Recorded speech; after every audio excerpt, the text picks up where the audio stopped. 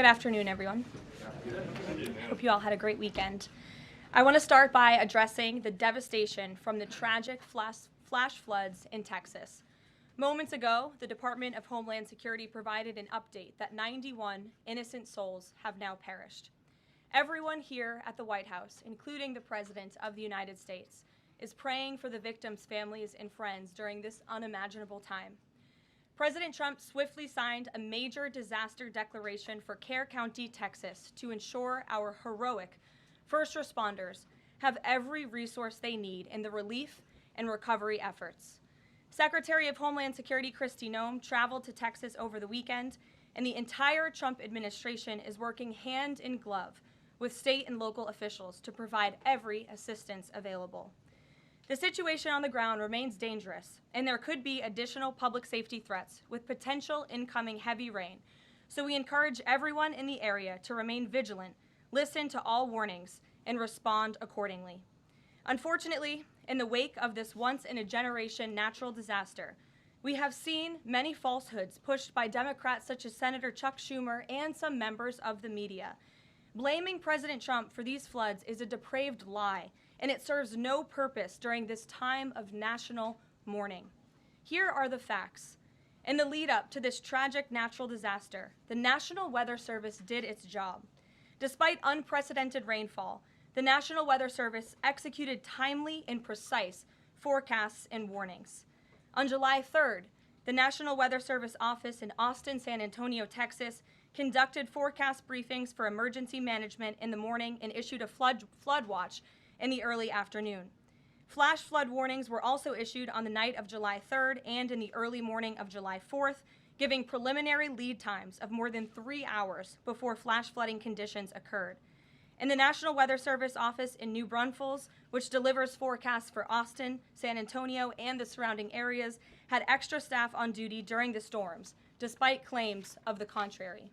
So to any person who has deliberately lied about these facts surrounding this catastrophic event, you should be deeply ashamed.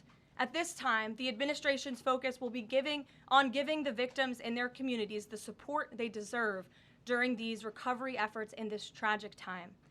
May God bless the great people of Texas, especially the parents who have lost their children. President Trump loves you. We are praying for you, and he will be traveling to see you later this week. Moving along to some further scheduling announcements. Tonight, President Trump will host the Prime Minister of Israel, Benjamin Netanyahu, for dinner, where they will discuss the positive developments taking place in the Middle East region. Tomorrow, the President will host his 6th cabinet meeting of his second term.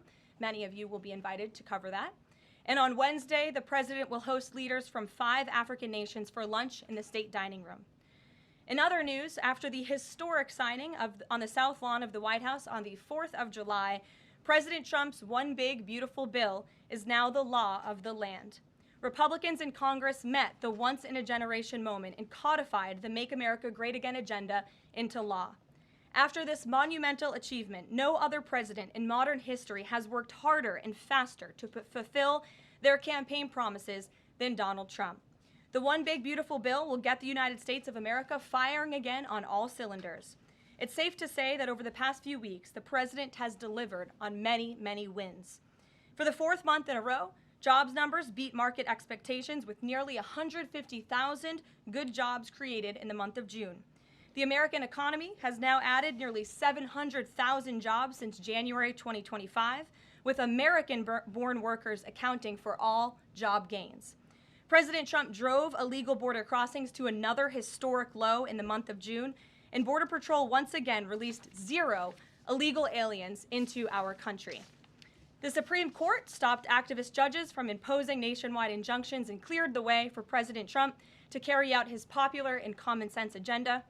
The University of Pennsylvania agreed to all of the Trump administration's demands and will now keep men out of women's sports. President Trump secured his trade deal with Vietnam, giving the United States total access to their markets. Because of President Trump's unleashing American energy dominance, gas prices are at 4-year lows. And when adjusted for inflation, gas prices are near the lowest levels we've seen in the last 20 years. NATO members agreed to raise defense spending to 5% of GDP, a foreign policy feat long thought impossible until President Trump made it happen. The Operation Midnight Hammer obliterated Iran's nuclear capabilities, taking out this imminent national security threat not just to the United States, but to the entire world. The president secured a ceasefire between Israel and Iran, ending the 12-day war. The president brokered a historic peace agreement between Rwanda and the Democratic Republic of Congo. Pakistan nominated President Trump for the Nobel Peace Prize in recognition of his decisive diplomatic intervention to prevent a nuclear war between India and Pakistan. Blue-collar wage growth has seen its largest increase in nearly 60 years, and President Trump has defeated Joe Biden's inflation crisis with core inflation at the lowest level since March of 2021. And just about all of that has happened in the last 3 weeks, and I know you all know it because you've been very busy here covering it along with us. So with that, I will take your questions today as we kick off another very busy week here at the White House.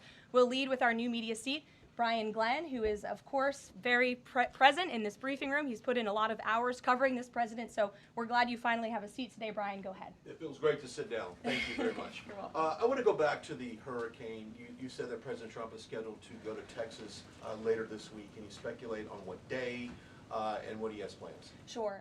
The White House is currently arranging those travel plans. We hope that it will be later this week, likely on Friday, but of course we want to do it at the most appropriate time on the ground for state and local officials. We don't want to interrupt the recovery efforts, but we're planning tentatively for a Friday trip, and when that becomes final, we'll let all of you know, as we always do. And you gave a little bit of reaction earlier, but the National Weather Service, the union, actually publicly stated they had an adequate staff on hand to forecast and predict the storm. You shared your thoughts earlier on how the way the left has really weaponized this to blame the deaths in Texas on Trump. Want to comment on that again?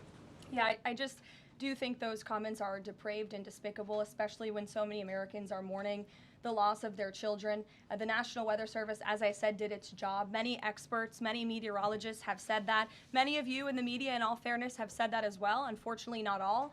And many Democrat elected officials are trying to turn this into a political game, and it is not. This is a national tragedy, and the administration is treating it as such. We know the National Weather Service provided early and consistent warnings. They gave out timely flash flood alerts. There were record-breaking lead times in the lead up to this catastrophe. There is ongoing flood monitoring, and these offices were well staffed. In fact, one of the offices was actually overstaffed. They had more people than they need. So any claim to the contrary is completely false, and it's just sad that people are pushing these lies. Can I just get one more? Sure. Kind of a little bit of breaking news. The Department of Homeland Security is moving to end the TPS status on Honduran and Nicaraguan migrants. Yes. Any plans to adding additional countries that you could be targeting? Just a reaction. Sure. Well, I won't get ahead of the Department of Homeland Security on additional countries, but as you pointed out, they did end temporary protective status for Nicaraguans and Hondurans in this country because TPS, temporary protective status, is temporary by definition. It is not meant to be a permanent path to residency or citizenship here in the United States of America. It was originally granted to Nicaraguans following a natural disaster in 1999. That doesn't sound very temporary to me. And as well as Hondurans in 1999 after the impact of Hurricane Mitch in 1998. And so this administration is doing what it promised to do. And if individuals from these countries want to come here, they have a legal pathway to do it, but temporary protective status was never meant to be permanent. The previous administration abused this status and this parole program, essentially treating it as such, and we're not going to tolerate that any further. Thank you, Brian. Megan. Secretary Bessent said yesterday that countries will boomerang back to the April 2nd tariff level starting August 1st. Why did the president decide to have those tariffs not take effect Wednesday as originally scheduled?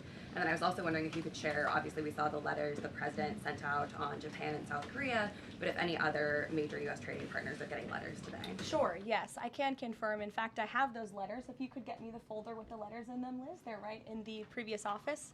I have the signed letters that went out to both South Korea and Japan today. And there will be approximately 12 other countries that will receive notifications and letters directly from the President of the United States. And weeks ago, I stood at this podium and I told all of you that the President was going to create tailor-made trade plans for each and every country on this planet. And that's what this administration continues to be focused on. The president will also sign an executive order today delaying the July 9th deadline to August 1st. So the reciprocal tariff rate or these new rates that will be provided in this correspondence to these foreign leaders will be going out the door within the next month, or deals will be made. And those countries continue to negotiate with the United States. We've seen a lot of positive developments in the right direction, but the administration, the president, and his trade team want to cut the best deals for the American people and the American worker. That's what they're focused on. And in the effort of transparency, these letters will continue to be posted to Truth Social, so you can enjoy them yourself. Go ahead. Thanks, Caroline. Just about the visit of Prime Minister Netanyahu today, I was just wondering why that is not open to the press. Previous visits by him, we've had Oval Office press conferences. Does that reflect somehow the kind of sensitivity of this particular visit? No, they're having a private dinner. There's many important matters that are obviously ongoing in the region, as you know. The utmost priority for the president right now in the Middle East is to end the war in Gaza and to return all of the hostages. Also, as you know, there was a ceasefire proposal that Israel supports that was sent to Hamas, and we hope that they will agree to this proposal. We want to see all of the hostages released. That's on the top of the president's mind, so that will be discussed, as well as the many other positive developments we've seen in the Middle East. I want to go back to the trade deals. As you see, we have these beautiful letters that the president has signed. This one is to the President of the Republic of Korea, original signature on that, and these will be mailed. And then here we also have another letter to the Prime Minister of Japan as well. Both countries will be receiving a 25% tariff rate effective on August 1st. Go ahead. Thank you so much. You said it, and the president said it many times. You want to see an end to the war in Gaza. Will he give guarantees during this 60-day period of ceasefire that actually the war will end? Because this is a sticking point with Prime Minister Netanyahu, and I'm wondering if they see eye to eye on this point. And how do you see the next day? What the next day in Gaza will look like? Look, right now the president is focused on today and to get the Hamas to agree to this ceasefire. I don't want to comment on the details of the arrangement out of respect for these negotiations, but a agreeable and appropriate ceasefire proposal has been sent to Hamas. And I can also tell you Special Envoy Witkoff intends to travel to Doha later this week, where he will continue to engage in these discussions. And the Qataris and the Egyptians have been incredibly helpful partners in mediating these negotiations and discussions to bring peace to this region and end this conflict once and for all. Kristen. Two questions. Thank you, Caroline. Sure. The first question is President Trump reconsidering his plan to phase out FEMA, given what officials have said is their critical role on the ground now in Texas? Look, the president wants to ensure American citizens always have what they need during times of need. Whether that assistance comes from states or the federal government, that's a policy discussion that will continue. And the president has always said he wants states to do as much as they can, if not more. And in the case of Texas, the state and local officials are doing a tremendous job. And I know the president, Secretary Noem, and the federal government are very proud to be working with them. And the president has promised to give Texas the assistance that they need during this tragic time. Just one follow-up on cuts overall. Over the weekend, President Trump said that Elon Musk was a train wreck. Are there, given this current viewpoint, are there concerns within the White House or from the president himself over the cuts that happened under Musk while he was advising DOGE, including the National Weather Service? I think I've already addressed that, Kristen, and what I can tell you is that these offices were fully staffed. The San Angelo office was fully staffed with 12 forecast meteorologists. There were no vacancies. The San Antonio office was operating with 11 forecasters. And as Brian said, the union themselves said that there was adequate staffing. So I think those words speak for themselves, and the numbers speak for themselves. This was a once-in-a-century flash flood, a tragic natural disaster, and the administration is doing all that we can on the ground to help these families during this time of need. Jeff. Thanks very much, Caroline. Just following up on Kristen's question, is it still the president's plan to phase FEMA out by the end of this year? I just answered Kristen's question for you. One more, hold on, one more. Sure, I'll give it to you. Go ahead. The follow-up on trade as well. 12 more letters coming, you said. Can you give us a sense of which countries those are? I'll let the president reveal those in very due time. Keep your eyes on Truth Social. Michael, in the back. Thank you, Caroline. An armed shooter today was shot in McAllen, Texas, after opening fire on Border Patrol agents. It comes just days after Democratic Congresswoman Pramila Jayapal recently said she gets, quote, inspired when activists obstruct ICE. Does the White House expect Democrats to tone down their rhetoric in light of what we saw today in McAllen, Texas? We certainly call on Democrats to tone down their rhetoric against ICE and Border Patrol agents who, again, are everyday men and women. I would encourage AOC and other Democrats to actually meet with the United States Border Patrol. These are honorable Americans who are just simply trying to do their job to enforce the law. They go home to their families every night just like we all do, and they deserve respect and dignity for trying to enforce our nation's immigration laws and to remove public safety threats from our communities. The White House is aware of the shooting that took place today in Texas, and we are working with the appropriate federal agencies to get to the bottom of what happened. Caroline, the DOJ and FBI have now concluded there was no Jeffrey Epstein client list. What do you tell MAGA supporters who say they want anyone involved in Jeffrey Epstein's alleged crimes to be held accountable? This administration wants anyone who has ever committed a crime to be held accountable, and I would argue this administration has done more to lock up bad guys than certainly the previous administration.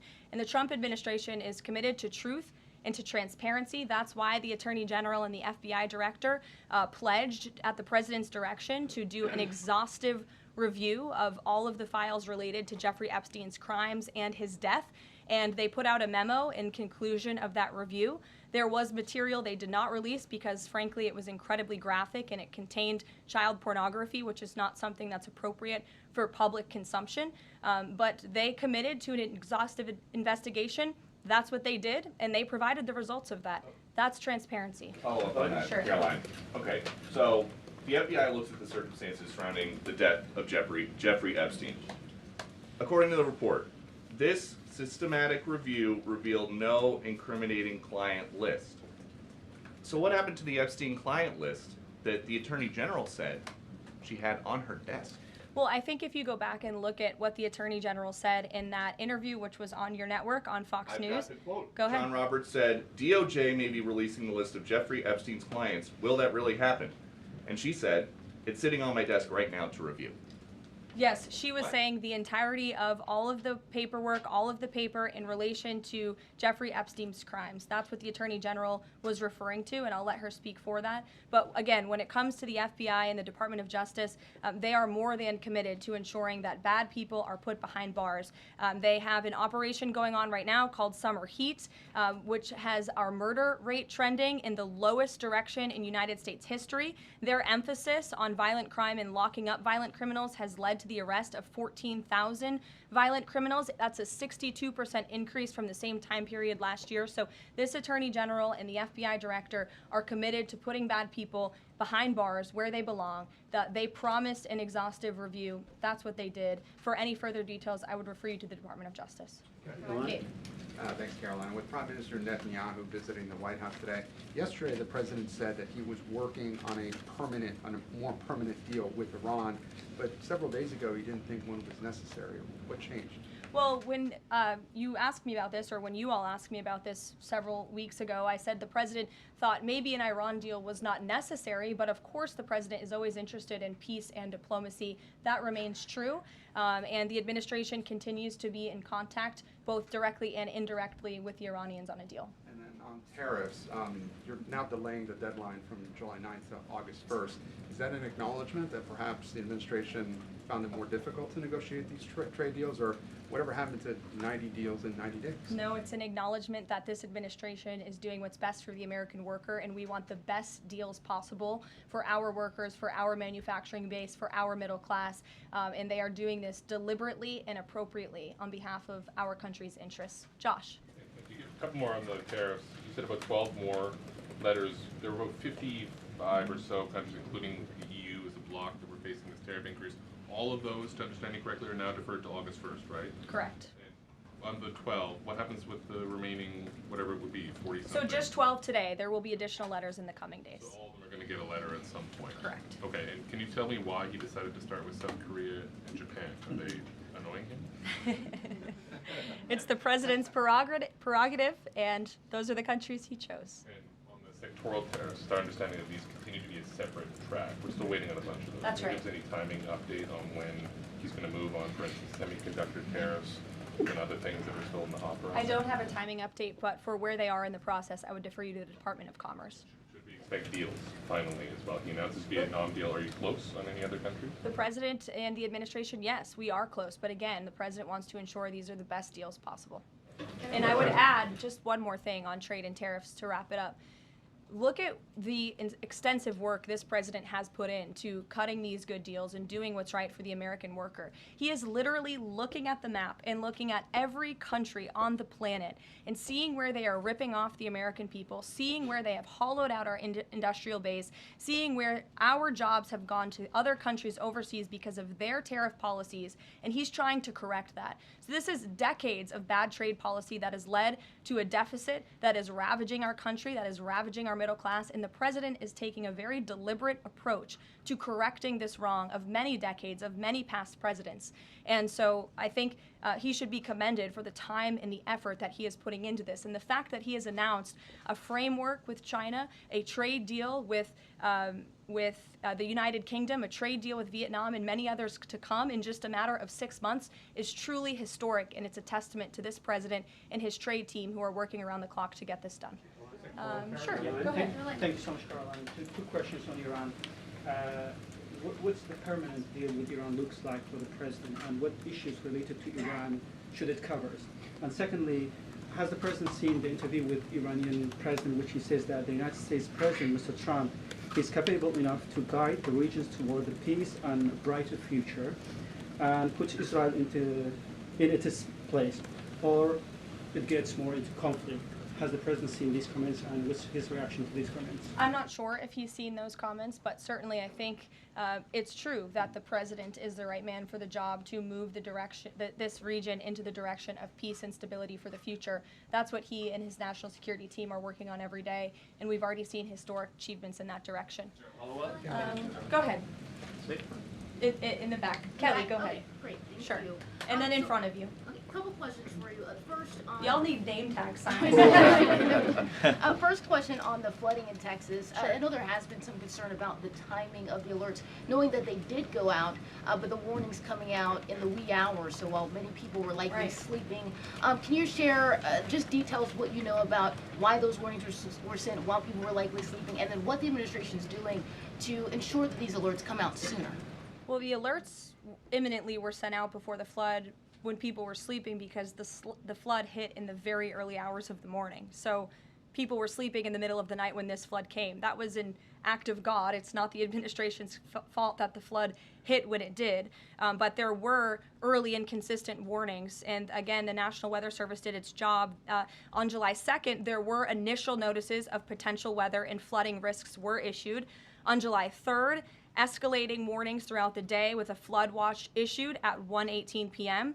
And then later at 6:10 p.m. on July 3rd, the Weather Prediction Center warned of excessive rainfall and a high likelihood of flash flooding. At 6:22 p.m. July 3rd, National Weather Center issued a hydraulic warning highlighting considerable flooding risks, including in Caryville County. And then there were the timely flash flood alerts at 11:41 p.m., 1:14 a.m., and then another flash flood emergency warning issued at 4:03 a.m. just before the flood hit. So those were all of the warnings that went out to the affected area and region. Go ahead. One question on education funding Go for ahead. states Thank you and very local much. I appreciate it, districts. Caroline. Two questions for you related to the Prime Minister's visit today.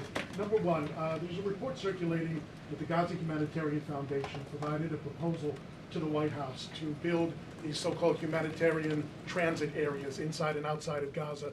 The GHF is insistent it has nothing to do with that proposal. Can you shed any light on whether the White House has received such a proposal, and if so, from whom? I'm unaware if a proposal from the Gaza Humanitarian Foundation was sent to the White House. I haven't seen it, but I can ask our National Security Council. And also a document circulating that the White House is prepared to lift the Foreign Terrorist Organization designation from HTS, the group of President al-Shara in Syria. Can you confirm that that's taking place? Again, I haven't heard that, or I'm not aware of that action taking place. As you know, we did lift particular sanctions on Syria, but we did leave them on for particular terrorist groups. If that has changed, we will, of course, let you know if there's a change in policy, but I'm unaware of one at this time. Sure, go ahead. Me? Hi, Caroline. Thank you. Ahead of And then you can go too, since you're so eager. ahead of the president's meeting with Prime Minister Netanyahu today, is there a scenario where Israel has made it clear that they will not bring an end to this war until Hamas is decimated?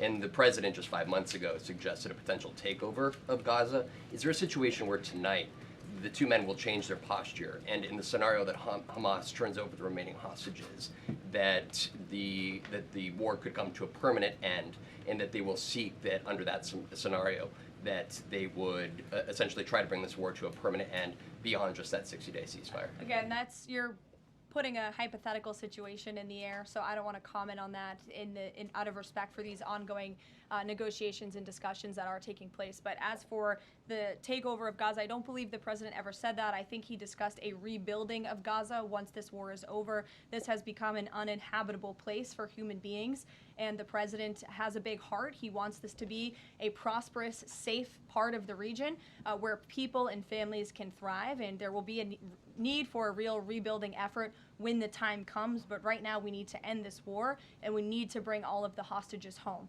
The president is adamant about that. The war tonight? Look, again, I will let the president speak for himself later if he decides to comment on the details of the agreement, but out of respect for the discussions, I won't do that from the podium. Go ahead. So Congressman Lawler and Gottheimer have introduced a bill in Congress, the Bunker Buster Act, that would allow the United States to sell B-2 bombers and bunker buster bombs to Israel.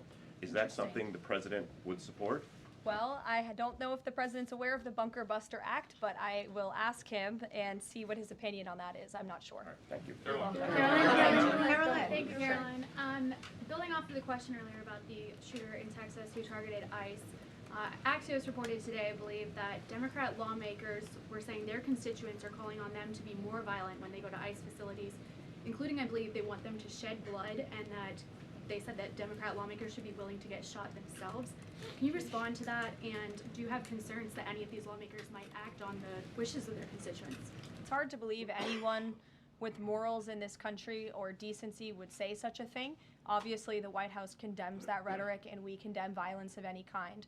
This administration is simply trying to enforce our laws, and we must be a nation of law and order. You cannot simply waltz across our border and live here illegally and expect to stay. We are going to enforce our nation's laws, and the men and women who are doing that are doing so in a respectful way. They are doing so within the confines of the law, and they are just trying to do their jobs. And we condemn any violence or any calls for violence of any kind against any American. Go ahead. Thank you, Caroline. I wanted to ask you if... I was not calling on you, but you can go ahead. It's fine. There's a lot of people in here today. President Trump Sure. already saw the letter that the Colombian president Gustavo Petro sent him, apologizing for his comments a few weeks ago, suggesting that there was an involvement from the U.S. government in an alleged coup d'etat in Colombia. And Secretary Rubio recalled the U.S. Chargé d'Affaires in Colombia. Did President Trump saw that letter, and what do you think about the comments from President Petro suggesting that the U.S. has some kind of involvement in a coup? I'm not sure if the president has seen that letter, but I can check with him in the National Security Council. We will get you a response if you follow up with my team. We will find out for you. Sure, go ahead. Iris, go ahead. Thank you, Caroline. Thank you, Caroline. On two topics. First, I love how excited everyone is on Monday. Yes, Raquel, you can go out. On two topics. First, tariffs. The president announced last night that any countries aligning themselves with the anti-American policies of BRICS will be charged with an additional 10% tariff. Can you tell us more details on that? What specific policies is the president talking about here? What policies should countries stay away from to avoid being subject to additional tariffs? Sure. Well, the president feels, generally speaking, that BRICS is seeking to undermine the interests of the United States. It's the president's utmost responsibility to put the interests of the United States first. That's how he views his job as president. So he's going to ensure that America is fairly treated on the world stage, and he'll take any action necessary to prevent countries from taking advantage of the United States and our people.